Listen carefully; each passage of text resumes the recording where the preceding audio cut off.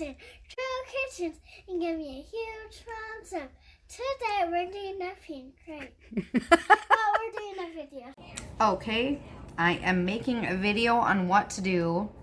Other than making jewelry on what to do, I found some really neat little coffee. Hold on, there's a hair. I have a cat. There's a Stormy here. They're really cute little coffee keychains. So, because I have a little bit more than I thought I was going to, I am just going to take and I am going to pour my leftovers into that because I know my jewelry is looking good. I have all of that filled to the brim.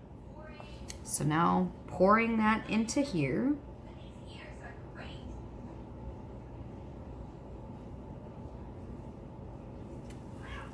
Gonna do red on one. Going to do the Bling It. This is a violet sparkle on the other. And I'm just gonna try to get the rest of this out.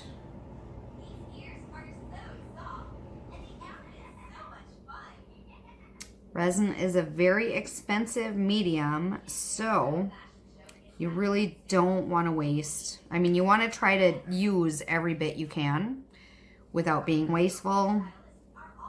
So like this, I've only used the stick once on this side.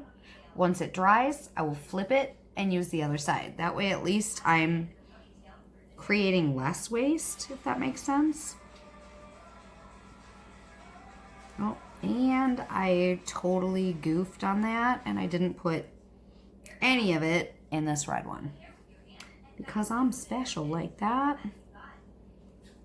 All right, so that is about it. I don't think we can get any more of the Bling It out.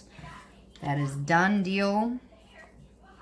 Now it's just pouring the red into the rest of these just to kind of fill them up.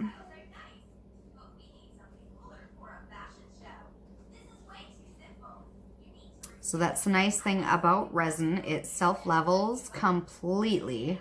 So, I mean, if you get it close to, unless it's really starting to cure and get warm and thick, it should go around where the keychain goes, if that makes sense. And it should do that without a problem. Like I said, unless you get it too sticky, then it's not going to. Is there any more clear left? I'm gonna try to just put a little bit more clear up on the top. That way that is a little bit more, just a little bit more transparent. And the bottom tends to be just a hair more opaque.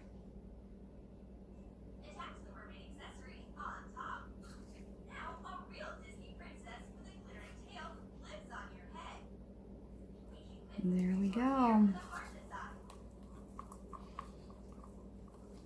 All right, last little bit. I'm gonna try to kind of get this around here the best I can.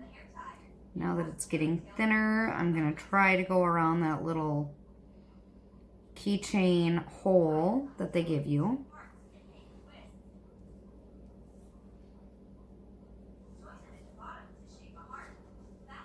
All right. That is probably about as good as I'm gonna get it. So I'm gonna put a little bit more in. I just want it, I don't want it overflowing filled, but I do want this filled to the top. It's not super thick, which is why I love it, because you don't need a whole lot of resin to fill it. And almost done. Oh. Drizzled outside the lines a little bit there.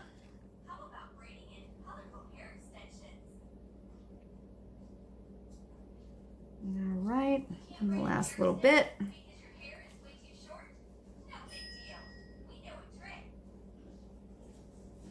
Perfect. That is it. That is what I do with my leftover resin. I've seen some people make like tiny little, I mean, there's hearts and moons and stars in here. To me, I don't really know what to do with things these tiny, so I don't really do them. But now I'm gonna go through and I'm just gonna hit it with the heat gun very, very quickly. Otherwise, you can hit it with isopropyl alcohol, isopropyl,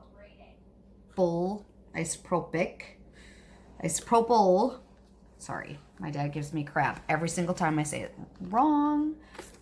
So I'm gonna hit it with just a little bit of alcohol and it instantly gets rid of those bubbles. So both ways work.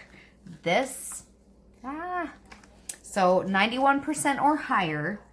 I do hair, so I can get it for my nail stuff, like 99%. But this stuff is, it's all silicone. So you don't want to put too much heat on there or you are going to ruin your stuff. So just spraying a little bit. This definitely might need a little bit more resin. Good thing I have just tiny, tiny amounts left. So went through, did this. I will probably wait for another 10 minutes and go through and maybe just very, very quickly put some heat on all of it. So I hope you guys learned something. And like I said, I will be back for the unveiling. Bye.